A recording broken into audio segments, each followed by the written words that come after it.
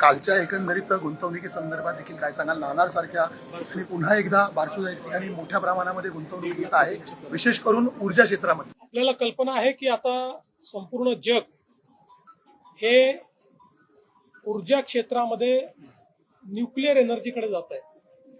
याचं कारण आपल्याला जर क्लीन एनर्जी पाहिजे असेल तर जोपर्यंत बेस लोडला न्यूक्लिअर एनर्जी आपण आणत नाही तोपर्यंत कार्बन फ्री अशा प्रकारची एनर्जी आपल्याला मिळू शकत नाही.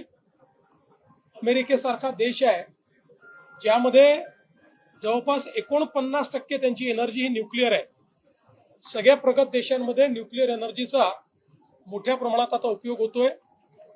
भारतासारखा जो प्रगतिशील देश आहे ज्याच्यामध्ये खूप मोठ्या प्रमाणात आता आपली एनर्जीची रिक्वायरमेंट वाढते आहे आणि सोलर विंड हे जे काही रिन्युएबल्स आहेत याच्यामुळे एनर्जी तर मिळते पण ती 24/7 मिळत नाही, ती रिलायबल मिळत नाही.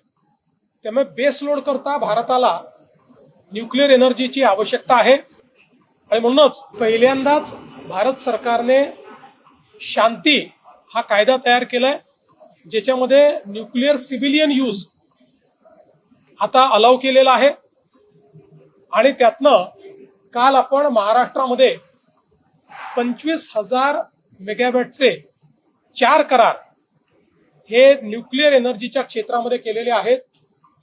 आज मी इथे येण्यापूर्वी अमेरिकेचे कॉन्सुलेटने या ठिकाणी एक डेलिगेशन आणलं होतं ज्याच्यामध्ये 25 अमेरिकेतल्या जागतिक न्यूक्लिअर पॉवर कंपनीज आहेत, न्यूक्लिअर मॅन्युफॅक्चरिंग कंपनीज आहेत, ज्यांनी या समझोत्यानंतर भारतामध्ये आल्यानंतर दिल्लीनंतर आपला एकमेव कॉन्क्लेव्ह किंवा चर्चासत्र हे महाराष्ट्रात केलं. त्या ठिकाणी आम्ही त्यांच्या समोर महाराष्ट्राचे प्लॅन्स काय आहेत पुढचे हे प्रेझेंट केलेलं आहे आणि त्यांनीही महाराष्ट्रामध्ये मोठ्या प्रमाणात न्यूक्लिअर ऊर्जेच्या क्षेत्रामध्ये त्या ठिकाणी इन्व्हेस्ट करण्याचा निर्णय केलेला आहे किंवा ते करण्याच्या मानसिकतेत आहेत. त्यामुळे देशामध्ये आता अणुऊर्जेमध्ये सुरुवातही महाराष्ट्रात झाली होती.